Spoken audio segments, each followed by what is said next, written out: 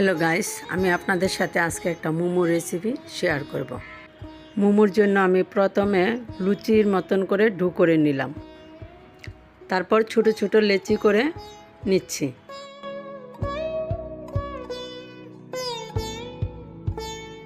দেখেন কতগুলো লেচি হয়েছে।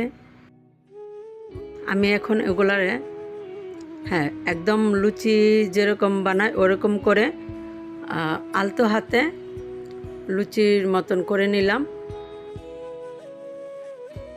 তারপরে এই লুচির ভিতরে আমি যে মাংসের যে কিমা পুরটা ওইটা ভরে নিয়েছি। নিয়ে এখন এটা একটা স্টিমার হাঁড়িতে আমি গরম জল বসিয়েছিলাম, ওইটার উপরে একটা ঢাকনা দিয়ে তারপরে এটার মধ্যে আমি এগুলা সাজিয়ে দিলাম। ঢাকনাটার মধ্যে আমি আবার একটু আগে তেল ব্রাশ করে নিয়েছি। এখন ঢেকে দিলাম যেন এটা তাড়াতাড়ি হয়ে যায়।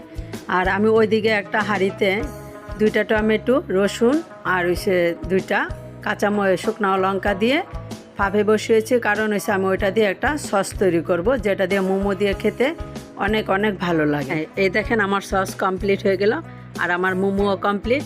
কার কেমন লেগেছে একটু বলবেন অবশ্যই। যদি ভালো লাগে তাহলে আবার পরবর্তী কোনো স্টেপে দেখা হবে।